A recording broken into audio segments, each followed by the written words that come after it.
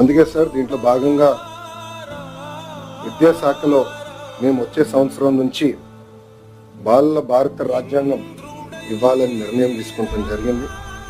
దీంట్లో కాన్స్టిట్యూషన్లో ఉన్న అన్ని కాన్సెప్ట్స్ని సింప్లిఫై చేసి ఒక పిక్టోరియల్ ఫార్మాట్లో పిల్లలకి ఏజ్ అప్రోప్రియేట్ ప్రధానంగా ప్రియాంబల్ అందిస్తూ ఫండమెంటల్ రైట్స్ ఏంటి, డ్యూటీ, స్ట్రక్చర్స్ ఆఫ్ గవర్నెన్స్ ఏంటి అనేది క్లియర్గా అందించాలని నిర్ణయం తీసుకున్నారు సార్.